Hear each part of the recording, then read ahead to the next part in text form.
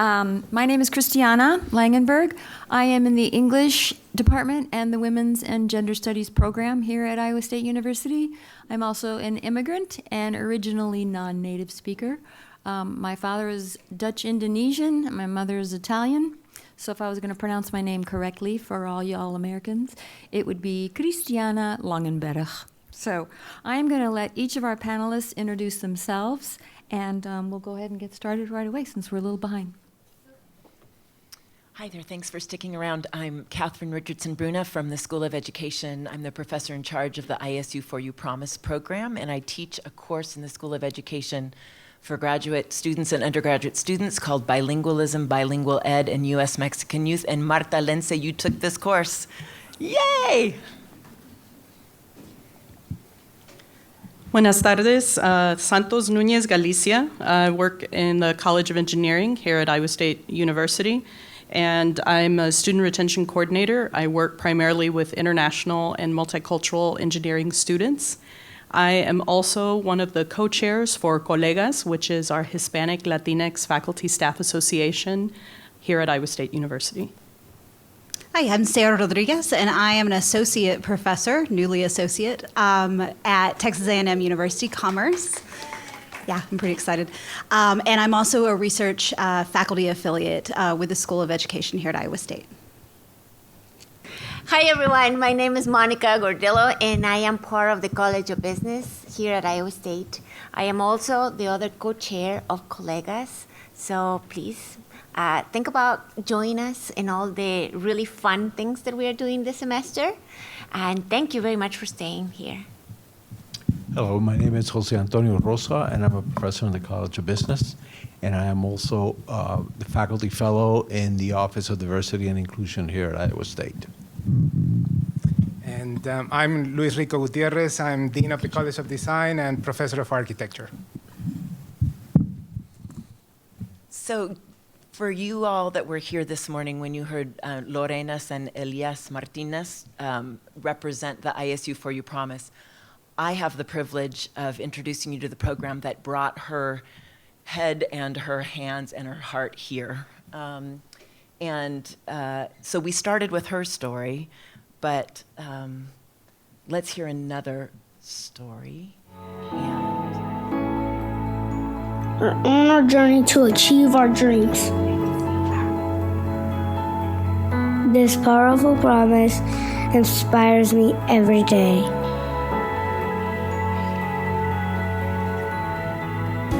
This promise will open doors for me that no one can shut. The ISU For You promise, giving me the tools that I need to succeed.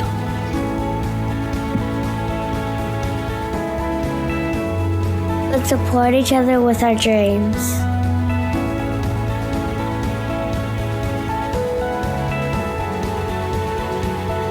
This will take hard work.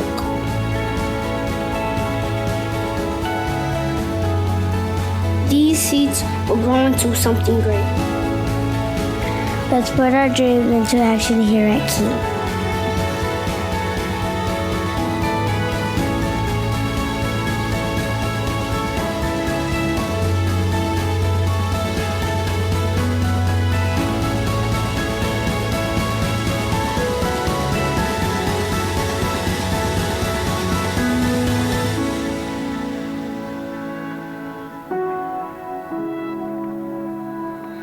Dreams achieved. Promise fulfilled.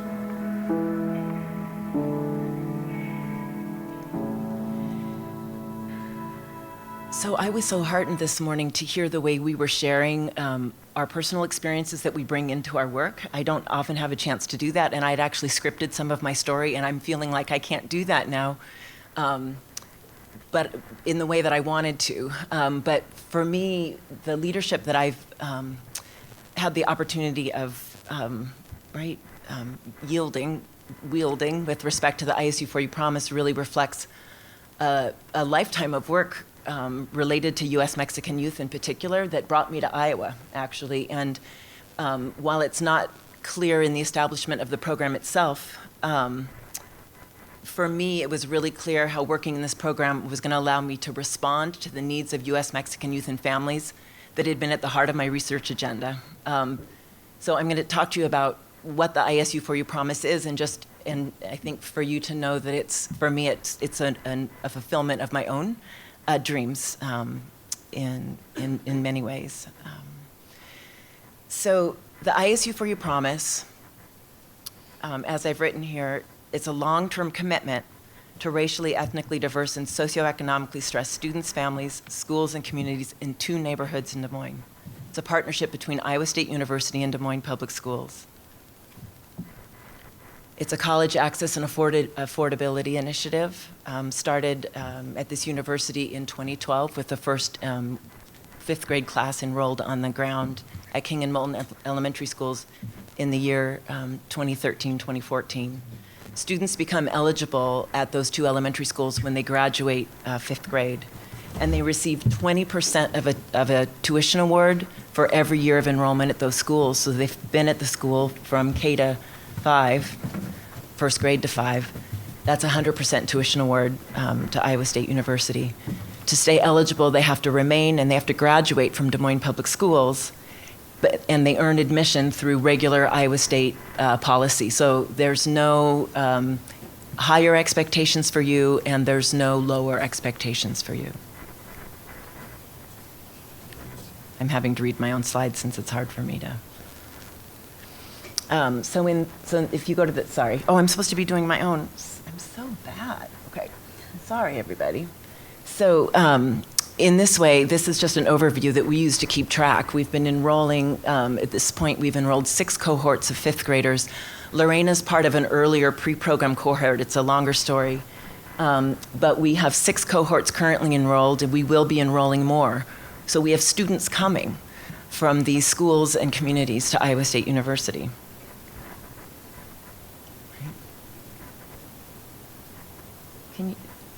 Can you do it? Maybe when I go like this, you'll push the button over there. Just signal. Okay, next slide. Okay, next slide. I'm sorry, everybody. Okay, so what else about the ISU for You promise? So it helps close the college access opportunity gap for historically underserved students. Okay, go. Right? So currently, we have 612 students that are officially enrolled to date. The average tuition award amount is 73% that Iowa State is paying on behalf of these students. And 35% of these enrolled students are Latinx. 45% are African American and 10% are Asian. So if we're thinking about these cohorts of students that are coming, we're getting a sense of how this is serving as a pipeline of underrepresented students to Iowa State University. Okay. And it's also a substantial investment in these students, their schools, families, and communities. Right? So as of cohort 6, the amount of the ISU for You promised tuition awards is almost up to, right, $11 million that this university has committed on behalf of these students. And the program operating costs to date, right, adds $650,000 to that. This is a substantial commitment that's important, I think, for us all to understand. So the ISU for You promise is a pipeline for diversifying the campus community and responding to the state's changing demographics. Sorry. Yeah. Okay, sorry. This again, you all know this, but to see it, right? There's been a 253% increase in Latinx enrollment in Iowa schools between 1999 and 2017. And by 2050, the projected Latinx population of Iowa will be 424,000, or 12.3% of the state's total. And as I said, the Latinx students comprise 35% of ISU for You promise eligible students. So this is a way that our university is keeping abreast, even actually at this point outpacing population growth trends. When I talk about this, I really think that Iowa State University could position itself as the Hispanic serving institution of the state of Iowa, and through making good on the ISU for You promise, right? Promise for these students, really be transforming the fabric of this campus community. This is nice. Yeah, go for it. Okay. But it's more than tuition awards, right? So it's not just the money. The money's important, but it's more than that. Okay, no, you're right. Keep it there. So this is a logic model I created to essentially map across the top. You know, the tuition awards are alleviating the financial barriers, but we have all of these other inputs in terms of things that we provide to students in the K through 5, which is really the heart of the commitment, as well as through 6 through 12. And these are all things that we've had to develop. This was not something that existed and then we just started implementing. We had to do it while we were building it. So these things aren't done. They're in progress and in process, and this is an invitation to you all to get involved. We have a number of activities that then serve the goals, as you can see, in short and medium and long-term, right, views, but ultimately aimed at transforming the socioeconomic and educational landscape of these neighborhoods in Des Moines, the Riverbend and King Irving neighborhoods. Okay, go to the next slide. These are an example of some of our partners, things I can call out very quickly. We have an ISU for You Promise volunteer program where undergraduates from across the university can come and spend time in classrooms. We particularly recruit students from cultural backgrounds that mirror those of the students in the schools. Let's go. You can see we've got a lot of great things happening in terms of bringing kids on field trips here. Particularly, they come in 5th grade. They also come again in 8th grade. I'm not doing justice to the partnerships here, but let's go to the next slide because there's one I'm really excited about. We've created a structure where each undergraduate college at Iowa State University is partnered with a grade at these schools, and we now have active involvement from each of the colleges where they come to the schools with professors and students and do in-classroom activities to introduce the students to the kinds of intellectual exploits if they were to study within that college. So this is something that we've grown. We weren't given money to do this. This is something that has been developed with the good graces of our university partners and them seeing the benefits of getting their graduate and undergraduate students and their faculty involved in outreach in this way. So thanks to the College of Design, for example, right? And liberal arts and sciences particularly, I've noted, are here. Okay. So Promise programs are not unique to Iowa State University. There is sort of a pre-existing model. I can say more about how this is a change in the college access landscape, moving towards very place-based and more long-term sort of commitments, early outreach. But these are the kinds of impacts that people study when they study Promise programs, looking at impact on migration into districts, the way that it may stop families moving out of districts, the impact, of course, that it has on post-secondary schooling, but also community economic development. I need partners to help me look at those things. That's not my area of expertise, so we build this together and we need to be accountable to its benefits together. Let's go to the next one. I'm almost done here. So the ISU for You Promise goal of college completion is correlated with a variety of indicators of socioeconomic well-being. So let's look at those, right? So again, when we open pathways to college, it's more than just getting that college degree, because that's correlated with, of course, increased annual earnings, decreasing incidence of poverty, right, increasing the likelihood of health insurance, of a retirement plan, right, enhancing occupational prestige, right, increasing the employment rate, increasing positive health reporting, and it goes on and on and on. So it goes above and beyond that initial promise, yields social benefits in ways that, right, are tremendous. Okay, go to the next. You can go to the next slide.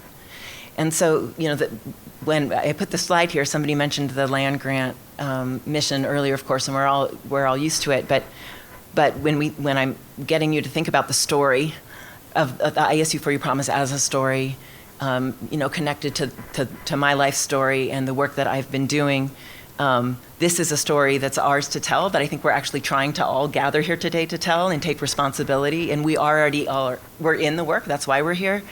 And for me, with the ISU For You Promise, my goal, I think, is to invite more people to be with me in telling this story and growing the story. So I think I'll stop there. Thank you.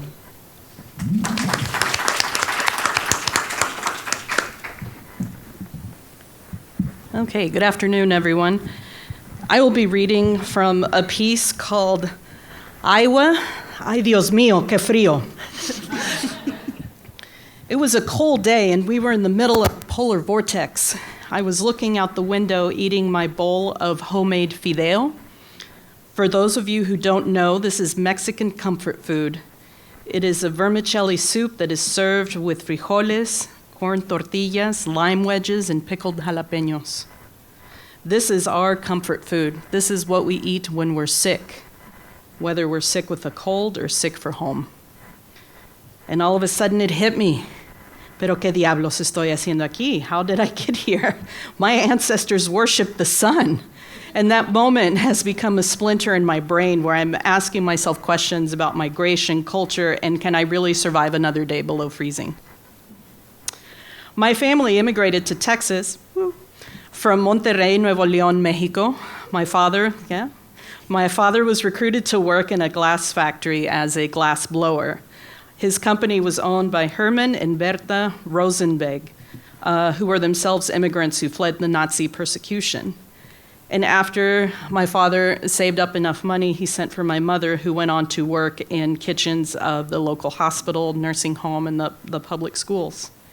I went to school in this small town in Texas, growing up with the sons and daughters of the white rancheros and the mojados, or the wetbacks as we were known. My parents ran a Mexican restaurant, which was called Los Cazadores, and it was quite successful amongst the gringos because we served the best dang Mexican food in town.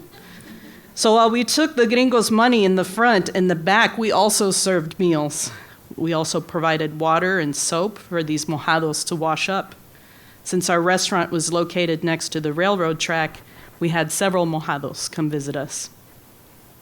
I have many memories of being sent out to the back with some fresh taquitos for the people who were waiting in the shed. And these memories include many stories of migrations from Michoacán to Michigan, Zacatecas to California. After I finished college, it was time for my own migration, and my travels took me to South Carolina, Kansas, and finally Iowa, where I saw more snow that first winter than my entire life in Texas. Arriving in Ames in the 1990s, I felt like I had landed on another planet. Everywhere I turned, I saw gringos everywhere, very few black and brown folks. As I settled into my new position, I saw many significant cultural happenings, including the September 29th movement against the Carrie Chapman Cat Hall Center on our campus, several Gaicia riots, because I believe that one overturned car does not constitute a riot. That's just a soccer game in Mexico City. After a few years, I left the state screaming, saying nothing will ever bring me back to this godforsaken state. And then I came back because I met a girl. And so I want to say that there are significant Latinx communities in Iowa, but in Ames they feel non-existent. And I've always felt as an anomaly, and I feel like I do not fit in. And some of this is further complicated by the fact that I also have an LGBTQ identity. And I've experienced cultural isolation and some racial hostility. I'm usually the only one at the gym, the PTO meeting, or several community events. I have to look for the diversity. In the racial hostility, I have experienced not getting served at a local restaurant. And on Thursday, I was actually followed in the store. So I don't understand why they thought I was going to steal lumber. Like, I don't know where I was going to put it. Well, but where was I going to put it? I only had a jacket. And, I believe the university indicates that it's a culturally welcoming place, but we still have some work to do at Iowa State. Because in addition to that, I have also experienced some microaggressions on our campus. At a department Christmas party, we had a secret Santa, and my secret Santa gave me a bag of Tostitos chips and Tostitos salsa. Dr. Bankin knows me and knows that I grow my own jalapenos and serranos, and I make my own salsa. So I'm a bit of a salsa snob. And I think, Larry, we discussed this earlier today. And then another colleague, Memo, this one's for you. She came up to me and said, Santos, my granddaughter is learning Spanish because she watches Dora the Explorer. Yeah, you can laugh. She said this to me after overhearing me talk with my mother in Spanish. And those of you who have Spanish-speaking mothers, you know we can tend to get pretty loud. And so I now have the habit of I close my office door when I'm talking to my parents in Spanish. Now, I have found community with our University Faculty Staff Association, colegas, and this group of faculty staff folks has provided me with the connections and with the support that sadly have not been provided by the university. And so I feel that to be a Latino in Ames means that you have to be resilient. You have to go find the community. And my partner and I really have to go out of our way to find places where our children can hear the Spanish language or see other beautiful brown people. And a lot of times this means having to drive to Des Moines for the Latino Heritage Festival or to the Quad Cities to see a folklorico performance. And who really wants to go on a road trip with a 13-year-old and a 10-year-old? And so after having said all of this, you know, you can easily fall into this well of cynicism, you know, having experienced all of this hostility. And even though I've had my moments where I just want to take the plunge into that well, despite the fact that I feel that I have been made to feel unwelcome, I try to make a commitment to be that oasis or that way station, just as that little restaurant in Decatur, Texas was an oasis for those immigrants. And so I try to set up myself and my office and the work that I do at the university as an oasis for our Hispanic Latinx students at this university. I know that their loneliness is very similar to what I'm feeling, and so I try to connect with them because I know they miss their families, their food, their fiestas. And last year, a student said, Santos, you're like my tia. You're really cool, you know, you're not like my mom, but you know, you're like my tia. You just kind of tell it how it is. And this interaction led to the creation of a blog that I recently launched called askyourtia.com, which is college advice for Hispanic and Latinx students. And so I believe that this will help me become a bigger oasis, if that's a word. So, the contrast between my culture and mainstream culture, I feel, is felt more here in Iowa than in my home state of Texas. I see fewer brown folks here. There's less people who share my skin complexion, my Spanish name, and my love affair with tacos. And after being here 10 years, I don't think I will ever get used to it, but I can't help but think, can you be powerful and resilient in a place where you are not wanted? And so as the autumn leaves are starting to fall and winter is trying to show themselves, I will once again prepare my bowl of fideo with my homemade tortillas. They're a little crooked, sorry, Mom. And my chiles en escabeche from my own garden, not Tostitos salsa. And I'm going to sit down and look outside the window and wonder, is this home or is this just Iowa? Thank you.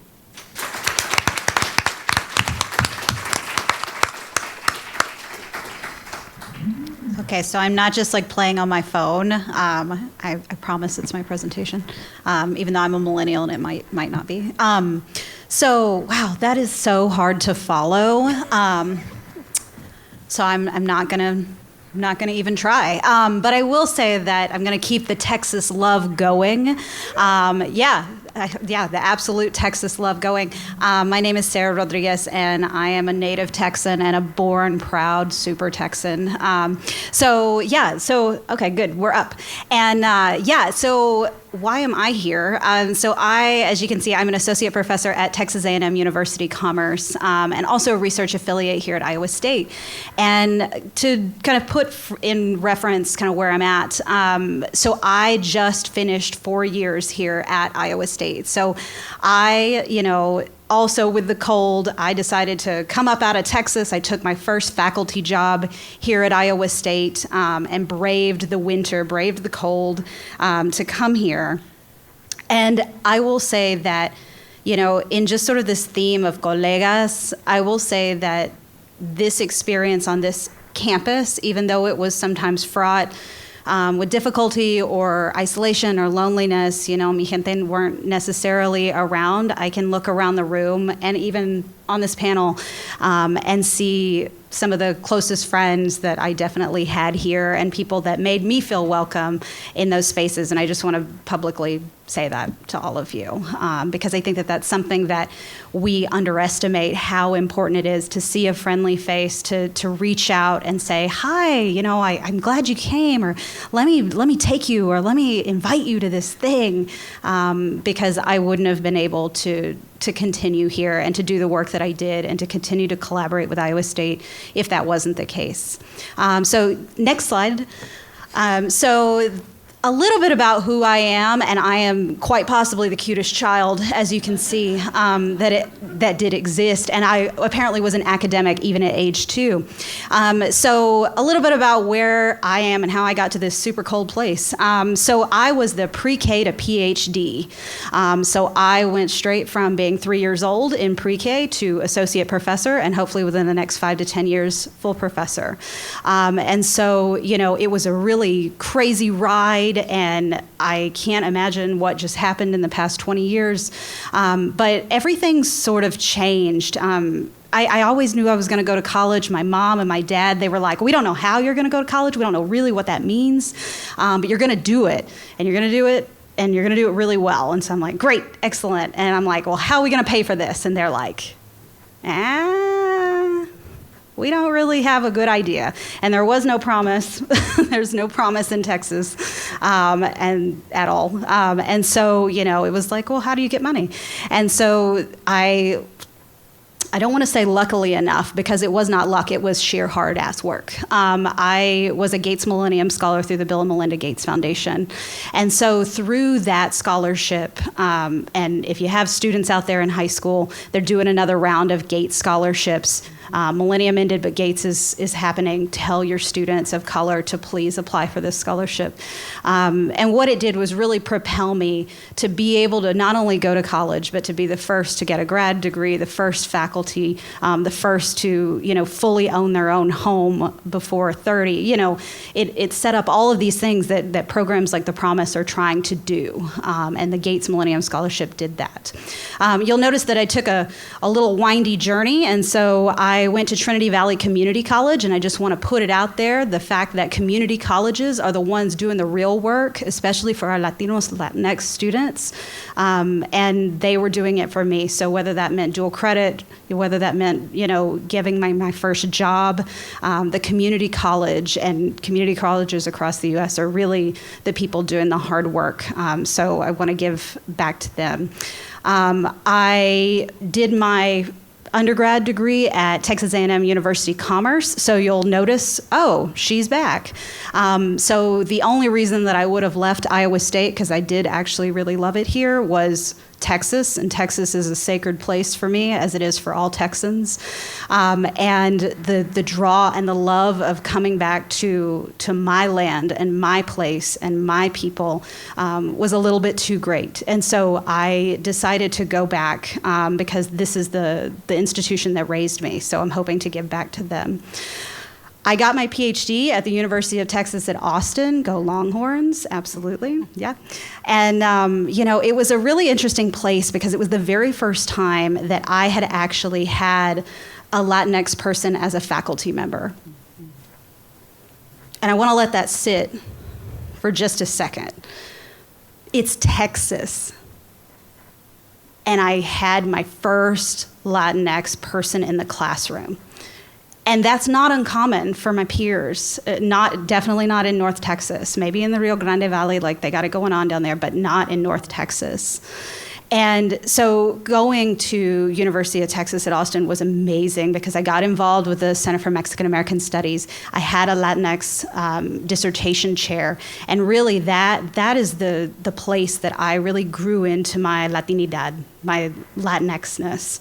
And I really appreciated the fact that there was that space to be able to do that there. Next slide. And so they asked us to talk a little bit about our work. Yeah, can I just say that I was typecast for these roles in my high school? So they asked us to talk a little bit about our work, and I'm like, I do a ton of work. I just turned in my tenure dossier. I promise I do work. And the first thing that I thought about was, well, how did I craft my agenda, and what am I really doing? And you know, as you can see, like I did these things in high school and junior high. The far left photo is me. I played marimba in the band. I was the drum major, you know, for our like Santana show and everything like that. Again, I was typecast. And I also was typecast for the Mexican role in my, you know, elementary school, my Christmas as a Mexican. Yeah, that was real.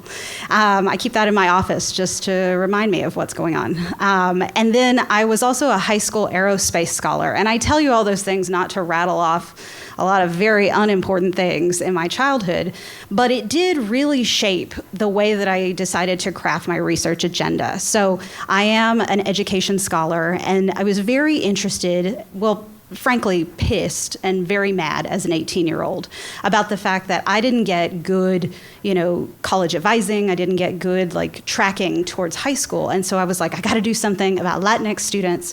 I want to do something about higher ed. And then I was like, what else makes me mad? And I was like, the fact that I wasn't, as these wonderful people before us, someone who went into science, someone who went into engineering, who went into STEM. I was a high school aerospace scholar. I did AP. I did all the things that statistically you're supposed to do in order to be successful. And I say statistically because I'm a qualitative researcher and I don't really like stats. So the thing is I crafted this research agenda and the work that I do now around understanding identity development and how that influences the way that students come to the sciences and come to STEM. I was not a STEM major. I was an English major, and I am hella for English. Yeah, it's all about English. I mean, it really is. At the end of the day, it really is. So STEAM. But, you know, that's really how I crafted what I do today. Next slide. And then I'll talk a little bit about what I found. And if I go over time, just someone stop me, because, you know, if you let a professor just roll, they'll roll forever. A note. So in terms of what I found, there are 4 things, and trying to distill it down and whatever about all the things that you've, you know, thought about over the course of your academic career or whatnot, even though mine hasn't been very long yet. There's been a lot going on. The 4 things that I really think that my work has found is identity and background shape college experiences. And not only shape, but I think are just so connected to the college experience that when we as administrators or scholars or practitioners try to pretend that those sort of things don't exist. I heard that there was a college in Iowa who holds a session for parents and students in which the students literally turn their backs to their parents. I'm not going to name what university, what college it was, but it happens here, and it happens less than 100 miles from this campus where we're sitting right now. That is ridiculous. And if you know somebody that is at that campus, I want you to please tell them to just stop. Because the identity experiences and the background that our students are bringing with us are so beautiful and so needed that I can't imagine what institution would try to pretend that you're breaking those bonds between you and your family. period. And so that's something that keeps coming up in the work that I do. The second thing about, that I already said was community colleges are the real MVPs. These are the students that are these are the universities the colleges that are taking students who are coming at all levels.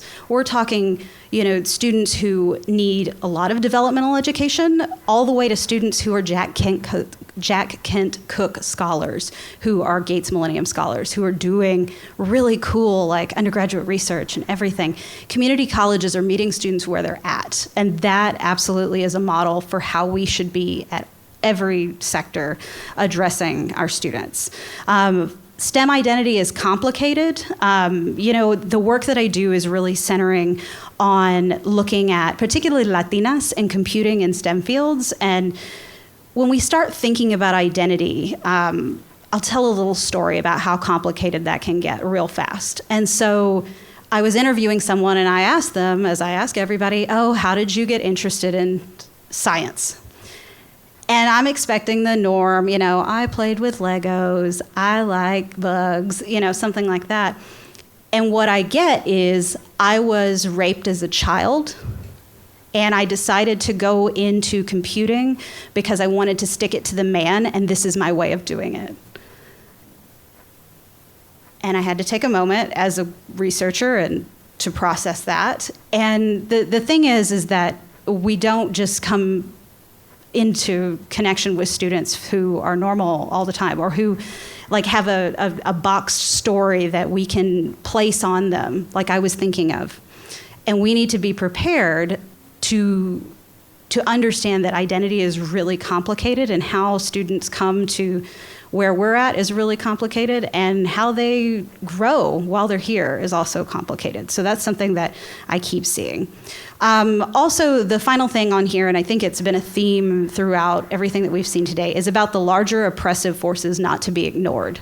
And we can sit here in our happy university setting, we can talk about these things, but if we're not on the ground doing something about them, and this is something that's really important to me, if we're not actually out there doing something, it becomes very, very difficult for our students to do good things here. An example, I was on a panel once where they were like, what should the final question of the panel be? And I would raise my little hand, as my assistant professor self did, and I was like, it should be about action. It should be about moving things from practice to policy and getting our research out there. Does that, crazy? I don't think so. It makes sense. This person leading the panel was like, y'all on the panel, y'all are not qualified to comment on that.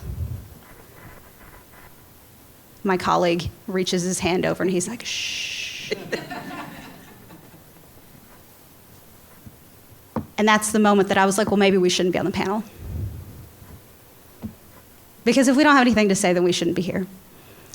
And that was a big shift in my own work. Because as an assistant professor, you're told to do your work, do the research, keep your head down. And I'm like, I can't keep my head down, because if I keep my head down, I'm not being a good tia. I'm not being a good member of the Latinx community. So I refuse to keep my head down. You can go to the final slide. And so where am I going? Actually, I have one more. I'll be real quick. This is where I'm going. So I'm going towards looking at more identity experiences in computing. I'm going towards looking at Latino men and masculinities. That's a whole other cool area that I do work in, particularly in the transfer to community college space. And so understanding how the way that our young men and all men, our Latino men, are socialized growing up, and then in the community college setting, understanding what that means when they move to a four-year institution. And then the final one here is more about STEM identity and SES. So dollars are important, and it's really critical.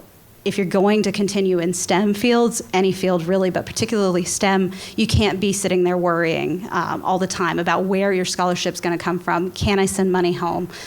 Those sorts of questions. And so that's really where I'm pushing my work. So final slide is just, next slide. is just my contact info. I'm pretty active on Twitter. Tweet me, connect with me. I'd love to see your work that you're doing. Definitely feel free to shoot me an email. I love learning about other people's work. So thanks for letting me be on this panel, and I'm excited to hear from everyone else.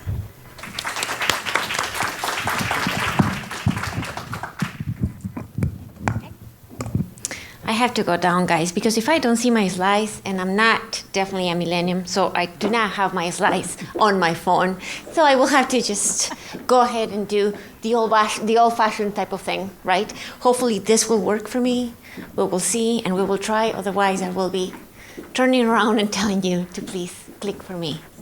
All right, so I have a graph where I am from because I usually like to talk to my students before we get into class. I like a lot of interaction whenever I'm teaching. And I tell them where I am from. But the thing is, you see, Ecuador sounds a lot like the equator.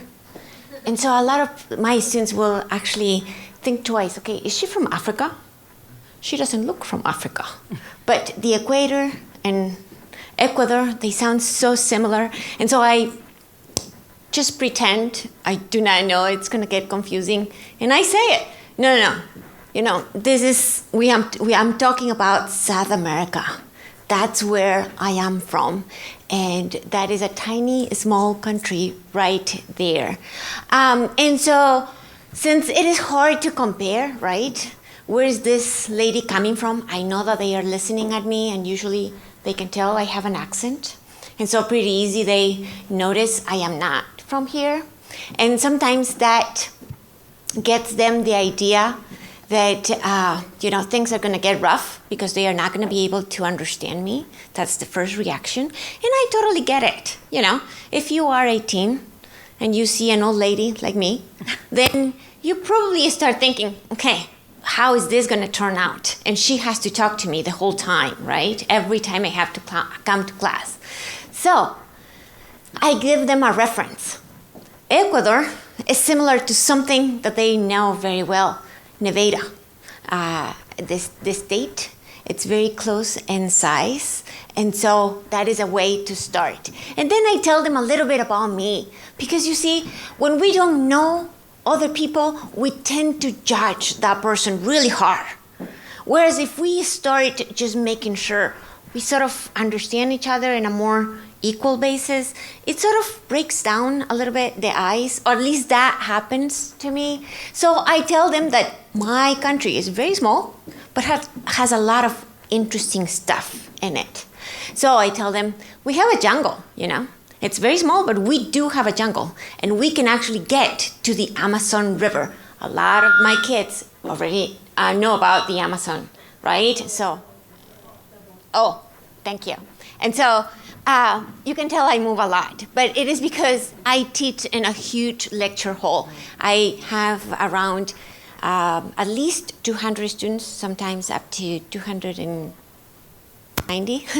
It has a capacity of 300, so I like walking. And so I tell them we have a jungle, but I also have in my country something that maybe it is interesting for everyone, and I invite them. You can go and visit the Galapagos. It's a really interesting place. If you like nature, Galapagos is a place that you should actually visit. It's a wonderful island. It has a lot to offer. Many, they can be familiar. I have students that are not only at the College of Business, but they come from different places. They are from engineering. They are from agricultural backgrounds. They are from all over the university. So it's very diverse, the kids that I get. And so I try to get their attention. That's basically it, right? By telling them something about me that they can relate. Now, the wonderful thing that a lot of people do not know about Ecuador is that we do have the perfect temperature, but not just one day, not just 2 days, not even 6 months. It is every single every single day of the year. We have 72 degrees in this perfect country all the time. That is perfect, guys, right? When my mom thinks that I should be wearing a sweater, it gets to be 40.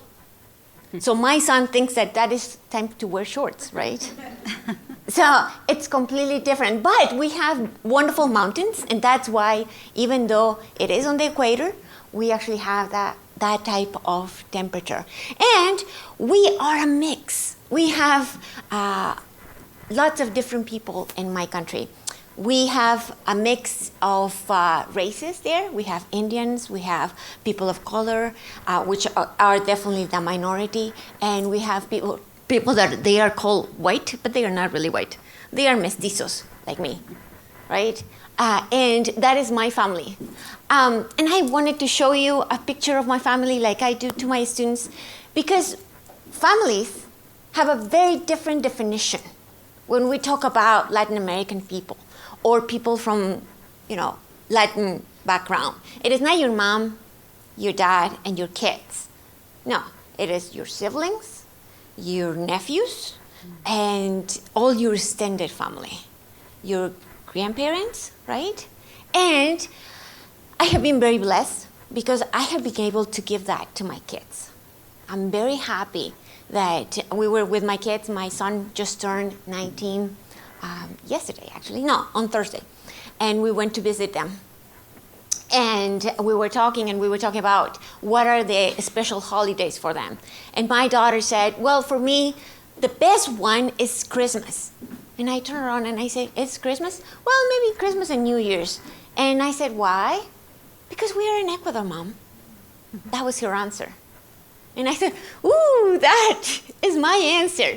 And that is because I think, you see, that we can share our cultures. We can share our thoughts. We can share who we are. We enrich the culture that we are in because we bring that extra flavor to it, right? So the other really important sort of holiday that we have in my house is actually Thanksgiving. And why is that? Well, because we are with friends that have become part of our family here. And my kids are really close to their kids as well. But we have sort of adapted our Thanksgiving. So we have turkey, but we also have ceviche, right? And ceviche is the most popular dish in Ecuador. So we do cook, but it's not necessarily like you are thinking. I invite all of those young kids, my kids, and all of the kids that are my friends' kids. They come to my house, and we have a whole day of cooking. That's how we did it at home, right? Whenever we had a holiday. If you have a big extended family, what is that you do? Cook. And everybody is with you in the kitchen, and everybody talks, and they talk about their stories. And that is still what I'm doing with my kids and my friends' kids. And why do I do it like that? Well, because I want them to have my culture, as well as I am embracing the culture that I am here, because I never had Thanksgiving when I was living in Ecuador. However, now I do. And I'm really happy and excited. I have a lot of things to be thankful for, including my 2 kids and my friends here. And so that's why I usually tell my students about who I am. I also tell them a little bit about how I got here. Well, of course, I grew up in Ecuador. I went to study in Quito. In Quito, I did my bachelor degree at a university called University of San Francisco de Quito. And after I finished that, I was very fortunate to had already been married to a husband that is incredibly generous. And we had our savings. And I worked in Quito for a year.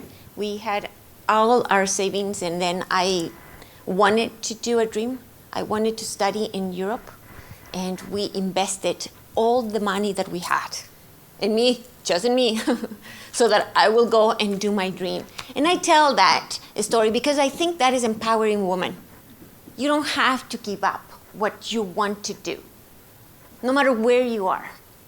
You just have to find the right people around you to support you. And that has to start with whoever is your partner, right? that is the way that you should actually do it so that life goes on. We have never regretted. We spent all of it, and I came back, and we kept on going. We still had a lot of time together, and he was doing his PhD in Kansas, but we did not have kids at that time, so I did another master's degree in Latin American Studies. Had a lot of time to be there. And since he was studying, that was incredibly cheap for me. And so we were able to keep on going that way. We were working at the time, and that's how it worked out. It is really nice for me to have this combination because I teach international management. And so I tell my students that, when you are in management, one of the things that you do in any sort of company, because since I have students from engineering, they say, well, maybe that's not for me. I said, no, it is for you as well. Because if you're going to be in management, you're going to be dealing with people that are not going to be like you. They are not going to look like you. They might not do things like you. So you need to understand where is that they are coming from. It's so much easier to do business with someone that you get along than otherwise. So I said, if you have a better understanding, usually that helps to do your business. And so I try to relate my own story to what brought us here. My husband got to actually do all sorts of interesting stuff here in terms of research at Iowa State. We decided to have a mix of what we like at home. So even to this day, I still have, of course, pizzas and hamburgers that my son absolutely loves, but we still have food that I believe it's, sort of my food, and it takes a lot longer to prepare, believe me. Sometimes I think I'm totally nuts for, spending that much time on that. But it is worth it. My son graduated from high school, and I said, what is it you want? How is that we are going to do your party? And he turned around and said, I want ceviche in my party. And I'm like, what? It takes forever, and I don't even know how many people are coming. You want ceviche? Yes. And I want dulce de leche, and I want quimbolitos. And then I thought, I taught him that. I taught him that is supposed to be the case, that you share your identity, you share who you are, you share your values, your customs, and you try to invite people to like you for who you are. You don't actually hide it. You expand in that way. And so, of course, we do that, and we do it with our friends. And I think being part of Iowa State have given me the opportunity to actually do that also with my students. I have gotten really good reactions. Many of them will come, and many Latinos will come and talk to me, and they, sort of start saying, well, I'm from Mexico, or I am from Argentina, or I am from Spain, and they want to talk about how they got here, or maybe just to have someone to talk. Sometimes they feel that they can relate to me, and so they will come to my office and just have a seat, and we will have a talk. And I think that way to have someone helps, and that was the way that it happened to me, and I think it is a good way for me to do it with others. So that is my story. Thank you very much, guys.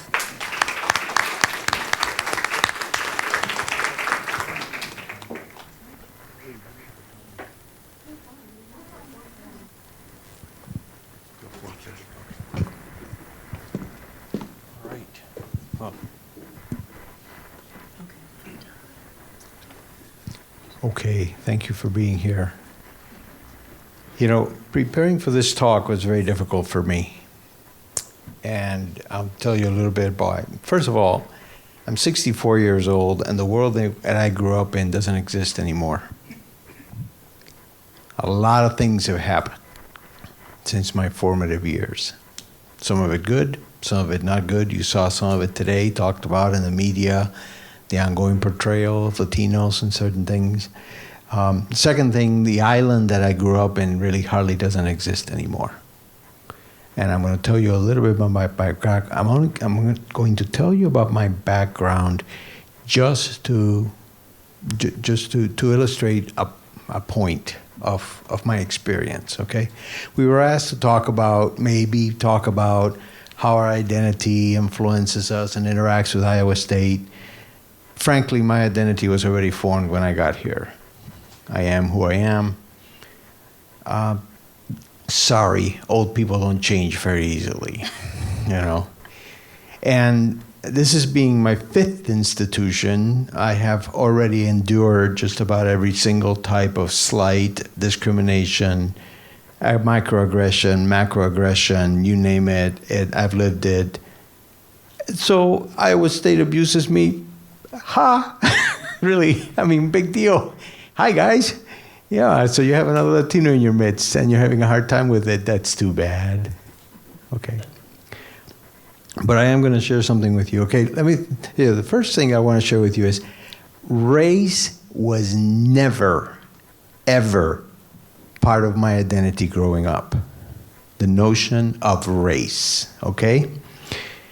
But until I came to this country, and then all of a sudden it became a point of conflict. So I'm going to tell you a little bit about my background, and then we'll get to that point, okay? So I grew up in Puerto Rico. A lot of you talk about it. A lot of people don't really know where it is.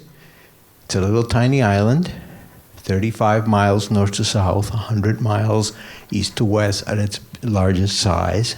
In fact, I'm going to put it in perspective. This is Maria.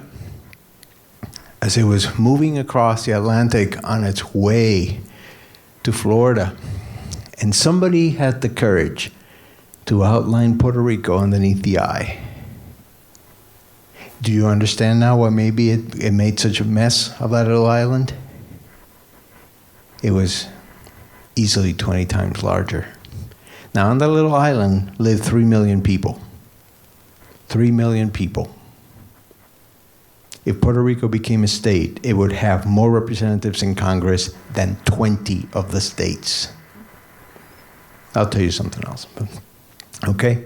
Now, this is my family, or pictures of my family. Some of them are so old that I had to do some kind of stuff. But I just wanted to say you something, show you something about the multiracial nature of families in Puerto Rico. That's my mom and dad and me. You can see my dad's a little darker than my mom. Okay? This is my mother's mother. She was pretty white. That's my father's mother. She was pretty dark. My father's sitting over here in the upper right-hand corner, and he's talking to his aunt. She's even darker than my dad, okay? And then down here in the corner, you see my mother's family. We're all different colors. Being white was never, what color, what are you? Well, I certainly was not going to say, oh, I'm white. I'm one of the white Puerto Ricans. I mean, it just doesn't happen, right? And then, now, what I will tell you that did define were some other aspects of my growing up. My parents grew up in poverty. My mother's family, they had 15 children. They lived in a farm, about 10 acres. They lived in a little house. Lower left-hand corner. That was my mom's home. Okay. They at least owned land.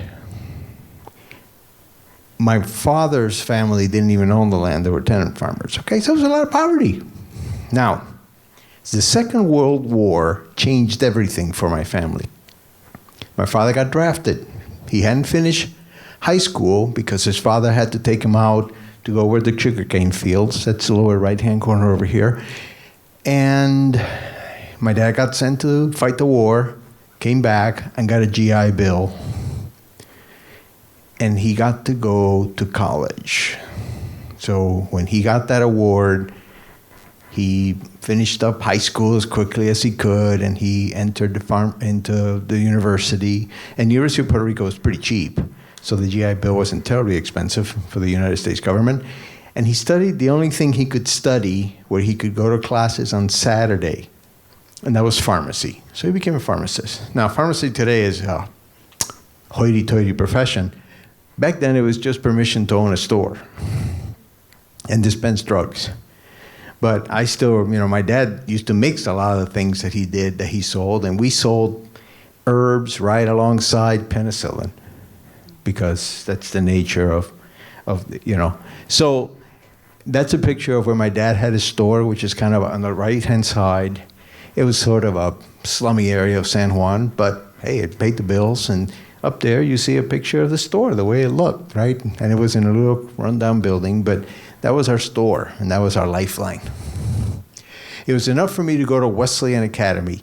That's the first place where I encountered racism. Wesleyan Academy was an outgrowth of the Wesleyan Church. They sent missionaries down there to save the poor brown children. And a lot of those missionaries had a hard time facing up to people that, in spite of the color of their skin, were more successful than them. They thought they were coming down there to save us. Turned out that we had more money than they did. It was a little rough. Some of them were very gracious about the whole thing. It was like, oh, you guys all don't wear loincloth. Isn't that nice? And you had cars. You don't have to rely on mules. That's nice too, because their pictures of Puerto Rico must have been part of those old pictures, right? Others were resentful. That was the first time that I ever felt singled out and devalued because of my ethnicity in my own country. Oh, Joe, by the way, remember this. Oh, a little tidbit about Puerto Rico in case you didn't know. Puerto Ricans have been American citizens since 1917. An act of Congress gave us citizenship. The president doesn't seem to know that, our current president. And there's actually, unfortunately, a lot of people right here in Iowa that don't seem to know that either. It's sad that if I'm going to travel to some states in the southern part of the United States, I feel compelled to take my passport, because if somebody were to say to me, "Where's your green card?" I don't have one. I've never had one. I'm assuming it's green, but I've never even seen one. Since 1917, Puerto Ricans have been citizens. But it's just so weird. I am economically a citizen. Politically, I have citizen, because if I live on the island, I don't have certain rights. Culturally, I am not part. Now, my father and mother sacrificed to send me to Wesleyan Academy. Now, there were some good things that came from Wesleyan. I learned English. I started learning English when I was in 3rd grade. That was fun. It was complete immersion, by the way. I had a missionary teacher. Spanish class was in Spanish. Everything else was in English. But we learned fast when we were little. Boom. Okay, now, that's my background. I graduate from high school, and I come to America to work in the automotive industry, because I'm a car nut. I always have been a car nut. And then I land in Flint, Michigan. Oh, wow. That was very interesting. Because in Flint, Michigan, there were no Latinos. Honest truth, there were 6 Mexican families and 1 Cuban family in Genesee County when I was an undergraduate student at General Motors Institute. And so, for all intents and purposes, there were no Latinos there, right? And then, all of a sudden, I was a wetback, except that I didn't even know what it meant. And I heard jokes about José Jiménez. I didn't know who that was, right? The young people, I was 17 when I came to the States, and the young people with whom I interacted have been acculturated and educated by, what was the name of those brothers that used to have that show? It was Rowan and Martin's Laughing was one show, and then there was another one, the Something Brothers? Mother's Brothers. They were the José Jiménez perpetrators, except I had no idea. So to me, it was sort of like, my ethnicity was not questioned until I was in school. The race was never part of my identity, and then I came to America and I find myself having to answer questions that I didn't even know were questions. Are all Puerto Ricans loud?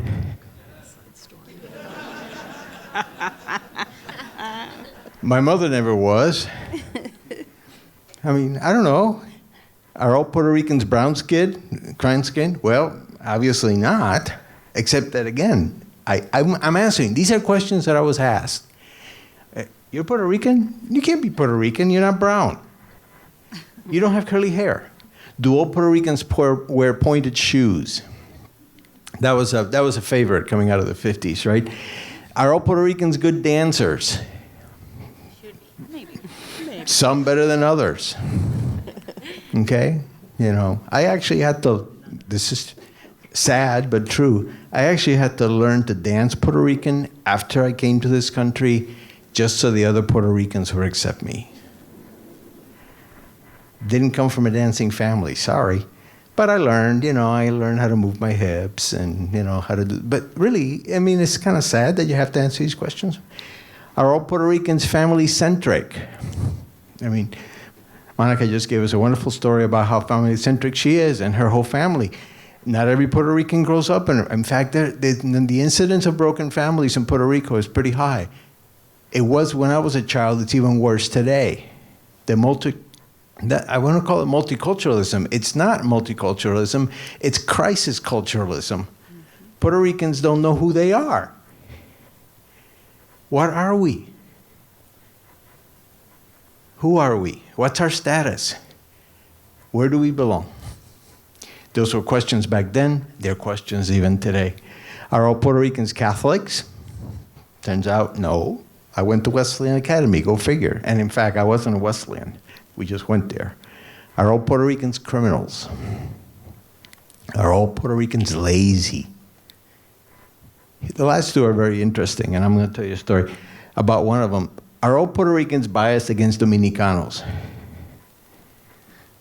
People from the Dominican Republic think Puerto Ricans hate them. It may be true for some, but the other one, are all Puerto Ricans despised by Cubans and Mexicans? I didn't even know that we had problems until I came here. But I'll tell you a funny story. So I'm a college student. I'm 20 years old, I like girls. There were no Puerto Rican girls, obviously, but my mother had this thing where she wanted me to marry a Latino woman. It was really important to her. So I figured, well, what the heck, let's see if we can meet some Latino women, right? I met this beautiful Mexican woman. She worked in my college. We got along just great. Her name was Isabel. I'll never forget her. She was wonderful. And we chatted and stuff like that. And so I asked her on a date. And she did what every good Mexican girl will have done. She went and asked her father. She came back the next day and said, absolutely not. In fact, I cannot talk to you anymore. And I said, why not? And she said, my father said that no woman of mine, no daughter of mine is ever, ever marrying a Puerto Rican. Yep. Okay, sorry. I married a gringa, but I mean, what do you do, right? But again, there's these weirdnesses that went on. So, then the other thing that just hit me is that Puerto Ricans are not all the same. I'm an island Puerto Rican, born and raised, moved to here to go to college. I was 17, young guy, and I've lived here the rest of my life, okay? I'm an island Puerto Rican. But turns out that even island Puerto Ricans are not all the same. I'm San Juanero. I grew up in the metropolitan area. My mother's from Humacao, in the southeast corner. My father's from the north coast. I have no family from the mountains. Are Puerto Ricans from the mountains different? Yeah, they are, okay? Then I come to the United States and I meet a few New Yorkers. They don't like me. I'm not sure that I like them either, okay? They don't know that what we call the ceiling is el techo. They call it la rufa. It was bizarre. It really was. My career took me to Cleveland for a while. The Cleveland Puerto Ricans wanted nothing to do with me. I still remember the Puerto Rican festival was taking place in Cleveland. My son came to visit. I said, why don't we go down there and check it out? We had not been there 10 minutes when 4 guys started following us around. And they were talking very loud and in a very threatening manner. And after a little while, I turned around and looked at them in the eye and said, guys, is there something the matter? And they looked at me and they said, you don't belong here because you're not really a Puerto Rican. You're not one of us. And I tried to explain it. Well, you know, I grew up on the island. I speak Spanish. I understand the heritage. No, usted no es de nosotros. Y su hijo and your son, who does not even speak Spanish, is even less. Okay, another one of those little learning moments. We left. You know, what are you going to do?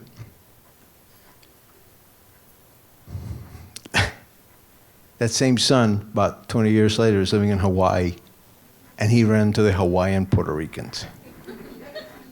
In 1927, the United States Sugar Company took a number of families, I think it was 27, a number of families from Puerto Rico to Hawaii to teach the sugarcane farming craft.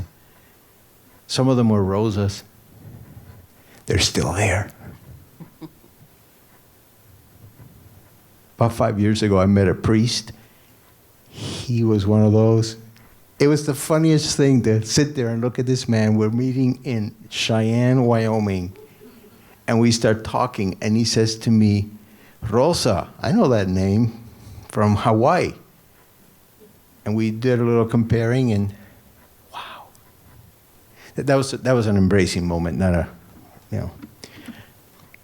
Okay. All that to say the following. Categories. We talked about categories. We talked about stereotypes. We can't escape them. Our minds form them, and they are helpful. They are helpful. They help us navigate a world that moves faster than our brains can process. That's really why evolution gave us categorization mechanisms.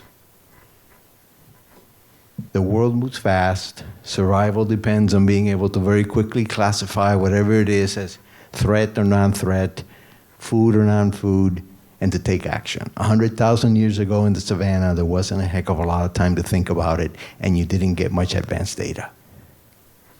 So you react. So categories are part of our mindset. That's wonderful. But they're not defining. We shouldn't let them define us. And we've got to be awfully, awfully careful about applying them when we define others. The reality in Iowa State University is that the categorization hampers even the efforts of the institution. Lack of understanding of the Latinx community in its totality results in policies and programs that are sometimes more hindering than helpful. Part of my role in the Office of Diversity and Inclusion, working along my colleague, Dan Sloan, is to help push back against some of that limited thinking within the policy setting structure of the institution. Part of the roles of some of these other programs that we have heard about today is, again, the same thing. We are in this together, and believe me that at the same time that you are piercing through, you are making, you have this vector that is going through in this particular area. You're also having this second order effect of breaking down some of the things that actually get in the way, even for well-intentioned people. And we talked about empathy. You asked us to be empathetic, and indeed we should be. We should be understanding. We want to be embracing of those. At the same time, we have to be comfortable with the fact that progress is not going to happen unless people get uncomfortable. Civility is not everybody comfortable. Civility is everybody's dignity being protected even if you are uncomfortable. So our job, my job, hopefully everybody else at Iowa State joins in that is part of this mission, is we are gently but firmly trying to enhance the understanding of this institution and the people at the highest levels of what it is that the Latino, Latinx community really means. It's rich plurality. As we keep making progress there, I believe that the effectiveness of some of these other vectors gets even amplified. Because instead of the institution constraining us, it empowers. So, adelante.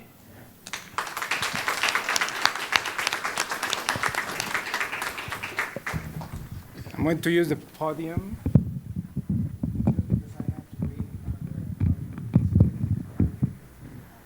And I have to say one thing, not all Mexicans.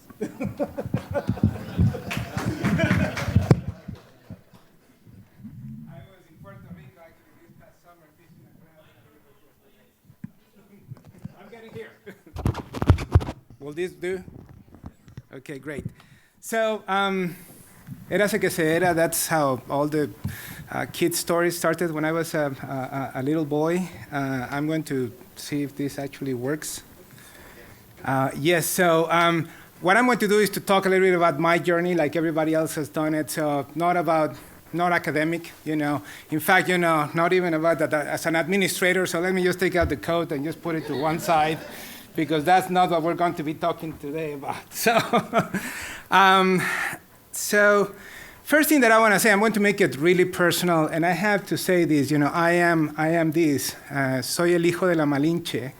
I'm the son of Marina, Molinali, Malintzin, or Malinche. And for all of you that are Mexicans or familiar with Mexican culture, that is actually a very complicated thing to say. Mexicans, have you heard the word before? Has everybody has heard it? So Malinche is a really interesting figure in our history. She actually came from a good family. She was the daughter of a cacique, south of Mexico, closer to the Gulf of Mexico.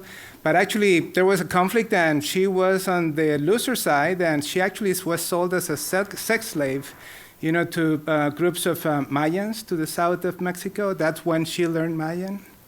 Then she was resold, as a sex slave, to a Mayan cacique in Tabasco.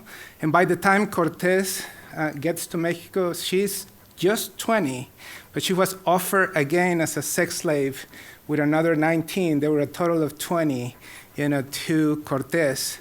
And the interesting thing is that, first of all, she had learned all these languages, including Spanish, because Cortés was not the first one to get there. There was a priest that was a prisoner, of those Mayans at the same time she was. So she knew a little bit of Spanish by that time. But the second thing is you're going to be really hard-pressed to find any text where she's not referred as Doña Marina. And Doña, just like the sin at the end, Malitzin, is almost like, like a dame designation, for the British. So she was so strong and so powerful that she immediately became a very important person in that relationship, to the point that initially, saying Malinche or Malintzin, for the Aztecs, they were referring not only to her, but to Cortés.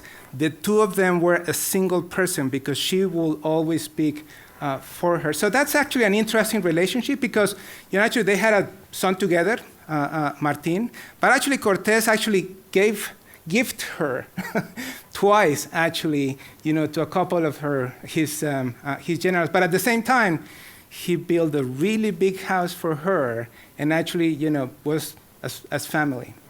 So that relationship is part of the contradictions that live, with me. And by the way, if you ever get to meet my mother, don't ever tell her that I said this about being son of the Malinche, because then she will never talk to me again. So that complexity actually is also reflected in my city. I was born in Querétaro. I actually went to be born in Querétaro. So I'm Queretano. And that is a city that the same kind of relationships, this incestuous relationship between cultures that we talked about, the Malinche, is reflected in this particular picture.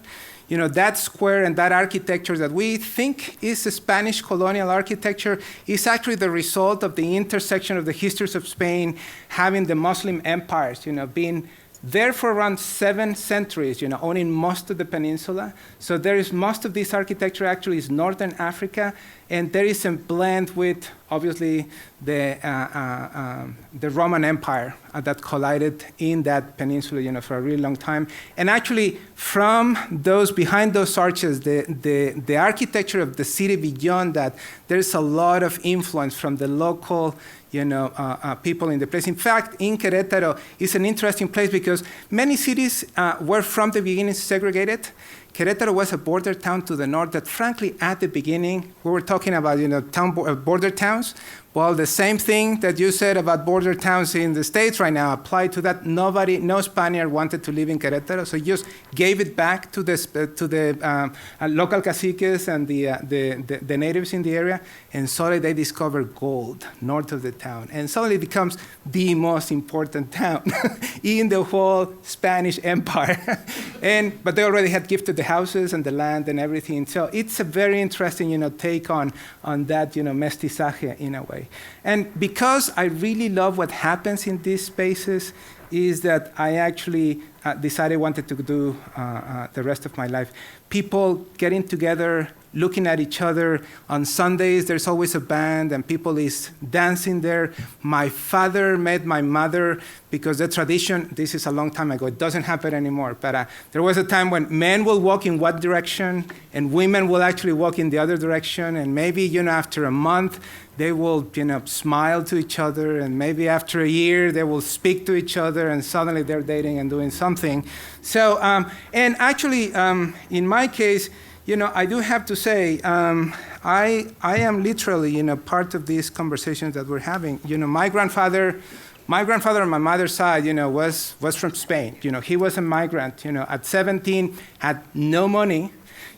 Before, right after World War I in Spain, there was no money, and more, if you were the 3rd or the 4th son in the family, there was not even the idea that you're going to inherit something, some land or some money or anything, so you will actually become a priest or you'll go to America. And actually, he went to Cuba first, didn't like it, ended up in Veracruz, and what we were saying about the people, cursing a lot in Veracruz. Oh, my grandfather really learned. He was famous for what he learned in Jalapa. So anyway, so he married my grandmother, who was actually mestiza herself. She actually had gone to school, and school was very important for them. So when they had kids, my mother was one of the first women to become a lawyer and go to the university in Querétaro. And funny enough, he becomes a successful business person, but no business people actually in the family. I had an uncle that is a poet, another one is a philosopher, and there was an engineer, but never really practicing engineering. So actually, that story was really important for me. And the thing is, going to the Malinches, I love my mother. I love my grandfather. I love my mother that loved my father, and my father actually, if you see him, he has a lot of blood that is native. There's nobody that is 100% native. At least I haven't. There are, but I haven't met much people that are 100% natives. So the mix is the different. She really loved my father. In fact, my grandfather was a Spaniard. Did everything he could to keep them apart. Impossible. And I bet the same thing happened with my grandfather. I mean, he was an immigrant that came to this place, and even though he was white, because initially, he became very successful afterwards. Initially, he was poor. He was not accepted. So it's for me interesting that, I really love them, and that conflict between the cultures is something that is very personal. I really think that Mexican food is the best one, but I do have to admit, paellas are pretty good, also. And frankly, I'll be honest, we don't know how to make them. So they really have to be doing it there. By the way, this is a Latino studies program, so do you talk in this program about what word in Spanish may be the most beautiful word in the whole Spanish-speaking world? No? So what word do you think is officially the most beautiful word in Spanish?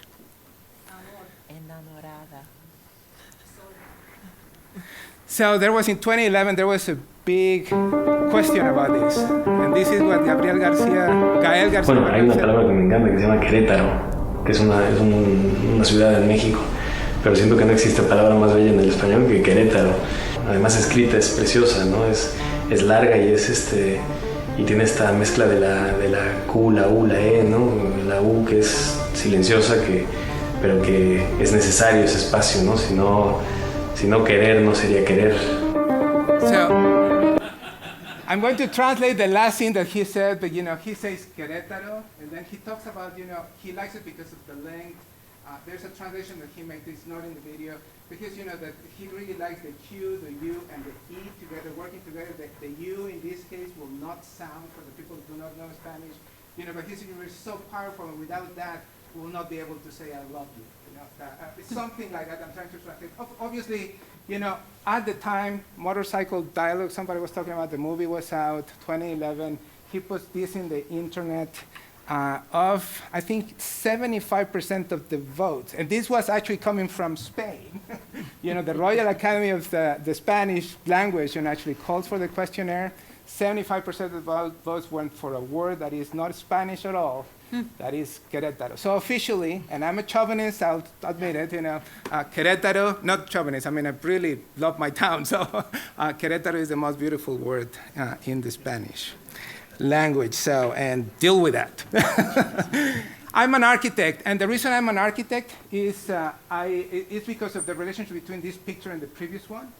This is a patio of a house in Mexico City that was designed by Luis Barragan, and Luis Barragan is at the same time the most traditional architect in Mexico and the most progressive architect in Mexico. This could be a painting, an abstract painting in a modern art museum. This is a house that was built probably around the 50s or the 60s. But at the same time, every element that I see in the previous slide, the patio, the materials, the thickness of the walls, the colors, the water, the vegetation, everything in the previous slide, is present here, and he was looking forward, which, by the way, is another conflict for me. Whenever I talk about tradition in Mexico and tradition in my country, sometimes I wonder, if that is another way of recolonizing these places, because sometimes it feels that we want to keep tradition alive, and that may become an obstacle for progress. How we deal with that relationship is a struggle for me, and something that I feel, is an important thing that we need to really talk about. So I'm going to move quickly. This is my journey, just very quickly. Querétaro, I actually said that I went to born there. I lived most of my life actually in the state of Guanajuato, in Acámbaro, in Guanajuato, in Celaya, in León. Actually, after that, studied architecture in Querétaro, went to Spain because I really like the tradition of modern design in Spain, and actually I married there. My wife is from Spain, so again, repeating the story, I thought at the beginning that was my reconquista, going back and conquer. But at the end of the day, that will be a lie. It was the same thing. She really is the one that conquered me. So, and then after that, I actually have 2 kids that were born in the capital of the Steeler Nation in Pittsburgh, Pennsylvania. And you notice that here I changed and switched completely to English after living in Spain. I got my first teaching job in Mexico, but that lasted for 2 years. I was invited to teach to Pittsburgh, to Carnegie Mellon University, and I lived there for around 14 years. It's the place where I've lived the most in one stretch of time.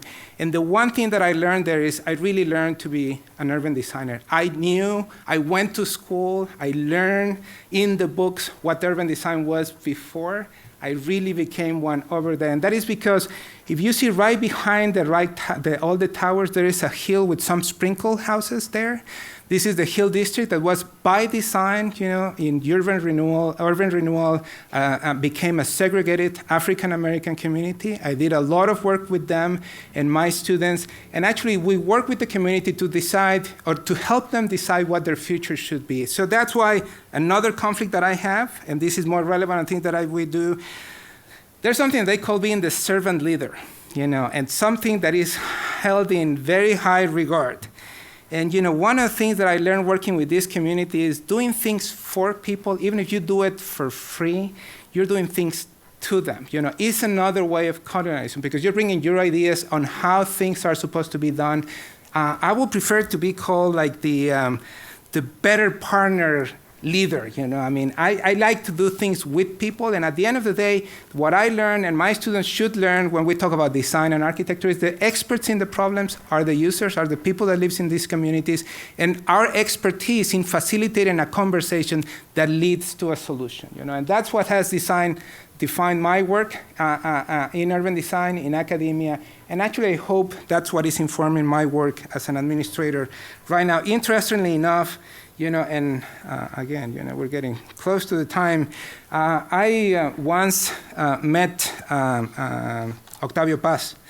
I had dinner with him once, and interestingly enough, he probably many years before knew exactly what an urban design was. I'm not going to read it all, but I'm going to read in Spanish just a couple of things. Hablo de la ciudad enorme que cabe en un cuarto de 3 metros cuadrados, inacabable como una galaxia, la ciudad que nos sueña a todos y que todos hacemos y deshacemos y rehacemos mientras soñamos. La ciudad que todos soñamos y que cambia sin cesar mientras la soñamos. La ciudad que despierta cada 100 años y se mira en el espejo de una palabra y no se reconoce y otra vez se echa a dormir. I'm going to jump to the part in red. Hablo de la ciudad inmensa, realidad diaria, hecha de 2 palabras, los otros. Y en cada uno de ellos hay un yo cercenado de un nosotros, un yo a la deriva. Hablo de la ciudad construida por los muertos, habitada por sus tercos fantasmas, regida por su despótica memoria, la ciudad con la que hablo cuando no hablo con nadie y que ahora me dicta estas palabras insomnes. So I really hope that my work is about finding that the we that he's talking about, in this particular area, and actually it's about healing that wound that exists between the individuals and the community.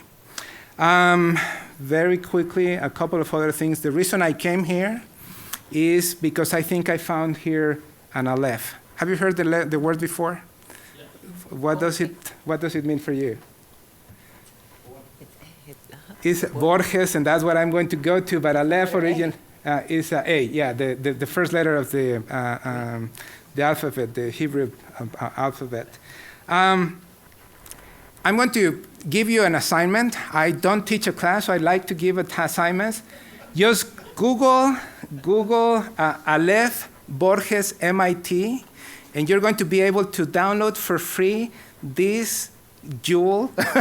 It's 12 pages, large fonts. It will take you 15 minutes to read, and it's probably the best example of what is called magical realism, that style in literature that is about him, but it's not about him. It's totally imaginary. And actually, what I want to talk about is there is a portion of it. I'm not going to read it all again. I don't think I have time. But he talks about this Aleph being, it's getting outside of the screen. But let me just, I probably will read it in English, just the part that I want to tell you about. So the Aleph diameter was probably a little more than an inch, but all cosmic space was there, undiminished. Each thing was infinite things, since I distinctly saw it from every angle of the universe. I saw the teeming sea, I saw daybreak and nightfall, I saw the crowds of America, I saw a silvery spider web in the center of a black pyramid, I saw a splintered labyrinth. It was London. And then he keeps going and then gets to this part that I just highlighted in red. You know why. I saw simultaneously each letter in the book. Sorry, no, let me just get to the next part. I saw a sunset in Querétaro that seemed to reflect the color of a rose in Bengal. I saw my empty bedroom. I saw in a closet in Alkmaar a terrestrial globe between two mirrors that multiplied it endlessly. At the end of the day, what he did is he was looking at the world, everything happening in the world at the same time, completely and absolutely clearly. How he knew at that time that Querétaro was the most beautiful word in Spanish, I don't know, but he did that 60 years before it was created. It's because he had an Aleph. Definitely, he could actually see it. And, what I'm going to just, let me jump to this. What he was doing is this Aleph represented everything, that happens, that had been, is, and will be in the world. So By the way, what would you do if you had access to an Aleph? Just tell me the first thing that comes to your mind. You'll share it. You're very generous. Who else? Let's be humans here. How would you make a living if you had an Aleph? If you can see all the lottery numbers that have been, are, and will be. If you see all the newspapers about the stock market, most of the science fiction books that we hear about, past and present and future talk about taking advantage economically of something like that. In this novel, the most beautiful part at the end, the Aleph, the fight for the Aleph was to actually write the most beautiful poem, And in fact, the fight was because a rival of Borges wanted to win a competition. He got second, and actually at the end, Borges didn't even qualify. So anyway, but I think that's what we should do. And in fact, for me, when I say that I found an Aleph, it's because maximum diversity in the smallest possible volume is what it is. If you walk 5 minutes from here, in any direction, you'll find somebody has been in Egypt, that was mentioned in the text. Somebody has been in Querétaro. Somebody has been in Inverness. They talk about a woman from Inverness. If there's not a woman from Inverness here, there's somebody that knows a woman from Inverness. In this particular place, talks about cancer and finding cures for the cancer, all those different things. That happens walking 5 minutes in any direction from here. So really what I hope I'm doing, I hope I can learn to use this Aleph. And what I would like to do is to be able to coach people on how to use this Aleph if I ever find how to do it. And I have a little bit of hope. What I'm going to show you, is quickly a movie that was made by my students and hopefully will not be very long. It's not running. Can we?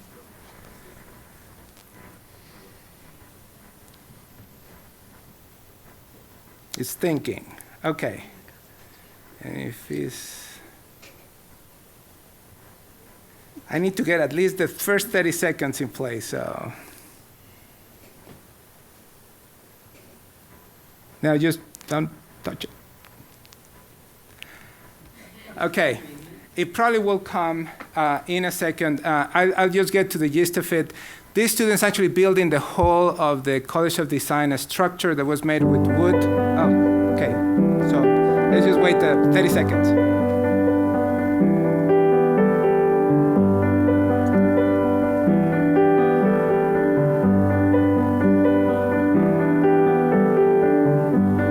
Give a little time to me.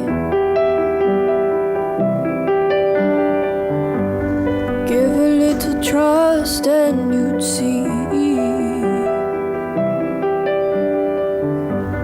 Give a little piece of my mind. And what he's going to say afterwards is that, we working together, this creates all these beautiful spaces and is structurally safe. And then there is a couple of 3 words that will come eventually that talks about dealing with strength, agility, and flexibility. And that's basically the core of what I'm trying to do here, what I think the university should be doing. On one hand is developing strength, disciplinary strength in all the places that we go. Agility, and I call it epistemological agility. And this is like playing soccer, being able to frame and reframe problems from multiple perspectives to understand how can work together to solve them. It's a little bit like playing soccer, as I said, the ball. You always try to find the right angle so it will go in, and the idea of being able to move and find that perspective is really important. And finally, this issue of flexibility, which I define as being comfortable, as it was said before, in uncomfortable situations. There is actually a girl playing ballet here, and I don't know how she can actually bend that way. It's probably painful, or was painful at some point, but that's part of what we need to really develop if we want to be here, because, at the end of the day, it's going to be uncomfortable, to sometimes, to be that voice that raises awareness about one issue, but it has to be done. It's going to be sometimes uncomfortable, not being part of a minority, being part of a majority, but telling everybody else that that relationship is important, and it's important to be comfortable doing things like that. It's important, discipline, even, don't get into race, being the only artist in a group, in a room full of engineers, or the only designer, that's complicated, but still, it's very important that everybody feels comfortable making their voice heard.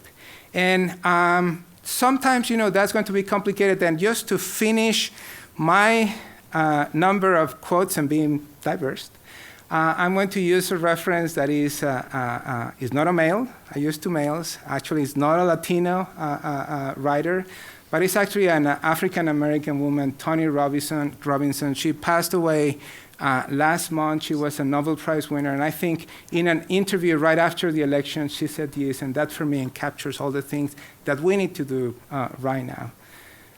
This is precisely the time when artists go to work, and he's talking to us, but I think we can actually just put our discipline and our own reality there. There is no time for despair, no place for self-pity, no need for silence, no room for fear. We speak, we write, we do language, or in my case, design. This is how civilizations heal. I know the world is bruised and bleeding, and though it is important not to ignore its pain, it's also critical to refuse to succumb to its malevolence. Like failure, chaos contains information that can lead to knowledge, even wisdom, like art.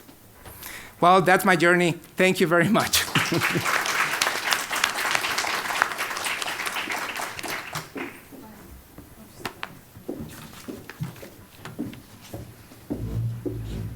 Wow, thank you very, very much. What an incredibly inspired panel. And I feel that this panel responds. Earlier today, Dean Schmidtman asked, well, what can USLS do? What more can USLS do? And I feel just in my heart, that this panel has answered what we can do, what the institution can do, and what more we are doing, how much we are doing. And I just, I can't thank you enough. Please be sure to take your mug. And does everybody have their honorary mug? 1,000 thanks. Our next panel, and I see that we've sort of become thinner in numbers. So what I would like to do is invite everybody to get closer to the panels so that we're closer, we have a conversation, we're warmer. I don't know about anybody else, but I know I'm feeling very cold.